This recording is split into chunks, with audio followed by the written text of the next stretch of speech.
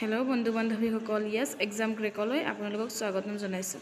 আজিৰ এই ভিডিঅ'টিত লৈ আহিছোঁ ADAR গ্ৰেড 3 15 ছেপ্টেম্বৰ তাৰিখে আৰু 29 ছেপ্টেম্বৰ তাৰিখে হৈ যোৱা OBCৰ কিমান ভেকেঞ্চি আছে, কোনটো পোষ্টত কিমানটা ভেকেঞ্চি আছে আৰু সেইখিনিৰ ভিতৰত মহিলাসকলৰ কাৰণে কিমান সংৰক্ষিত হৈ আছে, আজিৰ এই গোটেইখিনি এই ভিডিঅ'টিৰ জৰিয়তে গম পাব। প্ৰথমতে আমি আহিম যে 15 ছেপ্টেম্বৰ তাৰিখে যিটো পৰীক্ষা হৈ গৈছিল, সেই 15 ছেপ্টেম্বৰ তাৰিখে আপোনালোকে নিশ্চয় জানে যে দুটা ভাগত পৰীক্ষাটো হৈছিল। এটা হৈছে HSSLC আৰু এটা হৈছে HSSLC উইথ ছায়েন্স। এতিয়া প্ৰথমতে আমি আহোঁ HSSLCত কিমানটা ভেকেঞ্চি আছিল, কাৰণ আপোনালোকে জানে যিকেইটা পোষ্ট আছে সেইকেইটাৰ ভিতৰত ৰিজাৰ্ভেশ্যনত OBCৰ যথেষ্টখিনি পোষ্ট আছে আৰু বহুত কেণ্ডিডেটে ভাবে যে তেওঁলোকৰ কাট অফটো একেবাৰে জেনেৰেল কেটেগৰীৰ নিচিনা যাব নেকি, কাৰণ এক্সট্ৰা ৰিজাৰ্ভেশ্যন থাকিলে অলপ জেনেৰেল কেটেগৰীতকৈ নৰ্মেল কাট অফটো অলপ কম যায়। প্ৰথমতে আহিম HSSLC, যিটো হায়াৰ ছেকেণ্ডেৰী লেভেলৰ আছিল, মিনিমাম কোৱালিফিকেশ্যন হায়াৰ ছেকেণ্ডেৰী আছিল, য'ত ডিগ্ৰী কেণ্ডিডেটেও দিছিল কিন্তু মিনিমাম কোৱালিফিকেশ্যন হায়াৰ ছেকেণ্ডেৰী আছিল। তাত টোটেল ছিট আছে 621 আৰু সেইখিনিৰ ভিতৰত ৰিজাৰ্ভ ফৰ ওমেন আছে 185। তাৰপিছত আমি আহিম HSSLC উইথ ছায়েন্স, যিটো হায়াৰ ছেকেণ্ডেৰী লেভেলৰ পৰীক্ষা আছিল আৰু গ্ৰেড 3 আছে যদিও ইয়াতে ছায়েন্স ষ্ট্ৰীমসকলে অকল এপ্লাই কৰিব পাৰিছিল আৰু তাতে আছিল 75টা OBCৰ কাৰণে ৰিজাৰ্ভ আছিল আৰু সেইখিনিৰ ভিতৰত মহিলাসকলৰ কাৰণে 22টা সংৰক্ষিত হৈ আছে।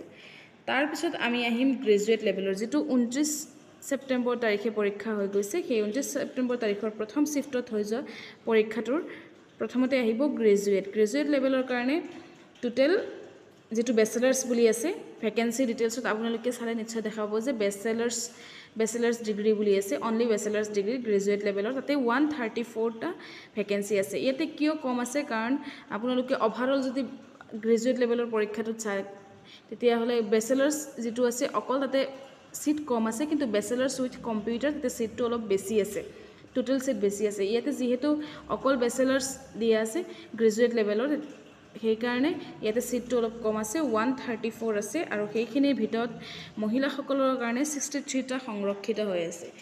তাৰপিছত আপোনালোকলৈ আহিম গ্ৰেজুৱেট উইথ কম্পিউটাৰ ডিপ্ল'মা হ'লে আপোনালোকৰ মিনিমাম 6 মান্থৰ ডিপ্ল'মা চাৰ্টিফিকেটখন লাগিব। যিসকল কেণ্ডিডেটে মিনিমাম 6 মান্থৰ ডিপ্ল'মা চাৰ্টিফিকেট দি এপ্লাই কৰিছিল তেওঁলোকে এই গ্ৰেজুৱেট উইথ কম্পিউটাৰৰ ভিতৰত সোমাব আৰু এই গ্ৰেজুৱেট উইথ কম্পিউটাৰৰ ভিতৰত সোমালে আপোনালোকৰ OBC সকলৰ কাৰণে 611টা ভেকেঞ্চি আছে আৰু সেইখিনিৰ ভিতৰত মহিলাসকলৰ কাৰণে ৰিজাৰ্ভ ফৰ ওমেন সংৰক্ষিত হৈ আছে 155টা পোষ্ট। তাৰপিছত আপোনালোকৰ আহিব গ্ৰেজুৱেট উইথ লাইব্ৰেৰী, য'ত নেকি 7টামান ভেকেঞ্চি আছে। সেইকাৰণে ইয়াতে অকল OBCৰ কাৰণে এটাই ৰিজাৰ্ভেশ্যন আছে আৰু এই এটা আছে সেইটো ৰিজাৰ্ভ ফৰ ওমেনৰ কাৰণে নীল হৈ আছে, কাৰণ এটা ভেকেঞ্চিত মহিলাসকলৰ কাৰণে সংৰক্ষিত নাথাকে।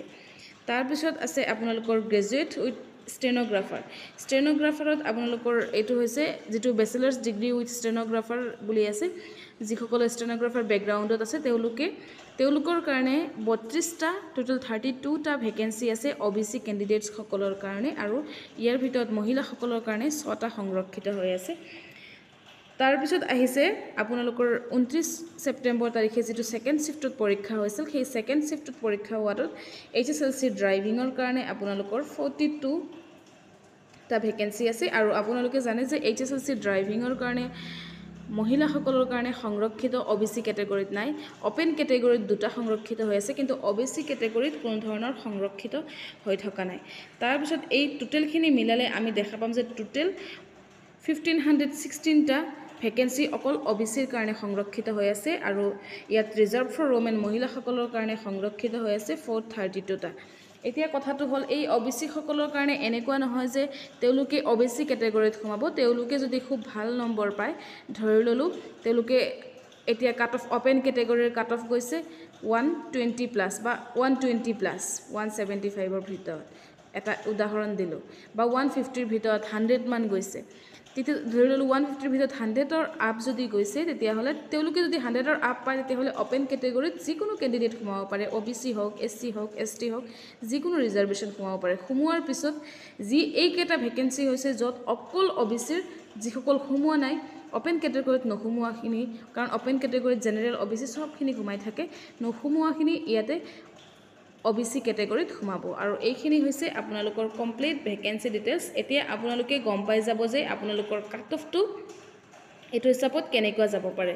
ধৰি ল'লোঁ এতিয়া যদি OBC বেছি কেণ্ডিডেটে যদি ভাল নম্বৰ পায় তেতিয়াহ'লে কি হয়, অপেন কেটেগৰীত সোমাই যাব পাৰে। আৰু অপেন কেটেগৰীত সোমাই গ'লে তেতিয়াহ'লে আপোনালোকৰ এই যিকেইটা OBCৰ কাৰণে ভেকেঞ্চি আছে ইয়াতে অলপ কম নম্বৰ পালেও আপোনালোকে ইয়াতে ছিট পাব পাৰে। এইখিনি হৈছে কমপ্লিট ভেকেঞ্চি ডিটেইলছ। আপোনালোকে যদি অসম চৰকাৰৰ ৰিলেটেড যিকোনো গভৰ্ণমেণ্ট জব ৰিলেটেড ভিডিঅ' পাব বিচাৰে তেতিয়াহ'লে চেনেলটো ছাবস্ক্ৰাইব কৰি ল'ব। ধন্যবাদ।